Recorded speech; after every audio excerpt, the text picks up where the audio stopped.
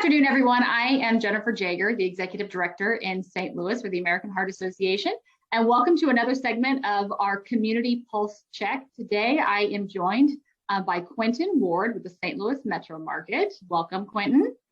Hello, thanks for having me, Jennifer. Absolutely. Appreciate it. Let's start with share a little bit about the Metro Market and a little bit about maybe the community that you serve. For sure. Yeah, so the St. Louis Metro Market, long story short, is a Metro bus that has been turned into a farmer's market on wheels. And we go to neighborhoods with limited food access, and so groceries at a reduced cost. So you'll find different things like greens, all the different produce and different items, some shelf-stable items. We have frozen meat, eggs, so a lot of some of those core staple things that are needed for a healthy lifestyle. And so really looking at, how can the Metro Market, working with the community, be able to address and acknowledge the barriers around accessibility, affordability, and nutrition education.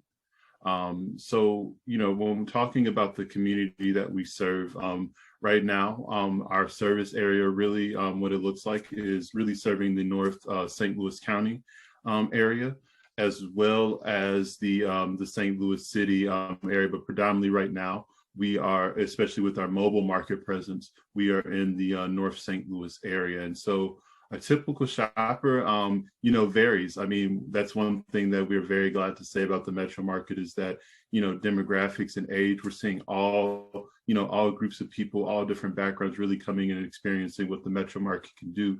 But typically I would say some of the larger areas that we're seeing are seniors, and then also mothers, taking care of some of the grocery and shopping needs for their families. And so those are really some of the key areas. Also being in the St. Louis, North St. Louis, and North St. Louis County area, we're serving a high population of African Americans and a lot of people of color.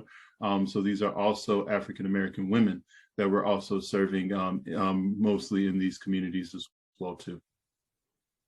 Thank you. And I've been on that bus. It's amazing how much you can get on there.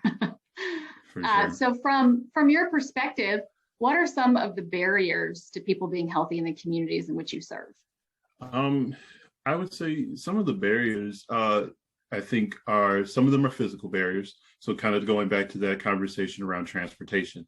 If you don't have the transportation yourself, not having that privilege of being able to come and go as you please, that's definitely a barrier. But also thinking about if there's no grocery store in your community, and then you don't have the transportation to get there, or if you don't have the finances to really be able to make the, better choices, those are, everything's beginning to hinder your overall process. And so now you're just kind of getting whatever you can grab, whatever you can, you get. And for myself personally, I always have to take that step back because understanding I come from a background of privilege. So I've never had to, think about, I can't get from A to B, or, if my refrigerator or, doesn't have groceries or have the right things to keep me in, having a healthy lifestyle. And so that's really something that when we're talking about, this total perspective, it's not only also the community perspective, but it's also how do I make sure I'm getting the right feedback, the right knowledge on how to make the decisions with the community. And so really the barriers, I think, are very broad. Some of them are definitely systemic as well too, and how we're investing into our communities, but also not to take for granted the work that's also happening in the North St. Louis County, North St. Louis City area, the people that are consistently there being leaders and champions of those communities, really being able to do the work and provide those services. And I'm just glad that the St. Louis Metro Market is one of those organizations that's working with the community to do just that. And you guys have been a great partner of the American Heart Association, and I know we've even received some funding from us in the past. And so how has our partnership impacted your work? For sure. So we really looking at the partnership with the American Heart Association, really looking at especially that 2017 and 2018 seasons, but also coming all the way up to the 2021 season, is really being able to look at the emergence of the veggie van that we have. So we have our Metro bus, that's our mobile market, and that's a really great process, but also being able to have the van that we use and utilize and operate, especially in the North City area, to be able to do produce deliveries, because with the pandemic and everything, we had to shift our models. The mobile market, especially at the beginning of the pandemic, and not having that knowledge, had to make some shifts because of how close it was. But really being able to utilize the van and being able to operate that on a high level, and being able to pack up over 7,700 bags last season and getting those out to community members and partners. So the van definitely got a lot of use, and that the American Heart Association logo that sits there on the side of the van really got a lot of eyes on it. So really thankful and appreciative of the support you all have given us, and being able to help us mobilize and utilize different resources to be able to serve the community. Absolutely. So last question, what is the greatest need in the community in your perspective?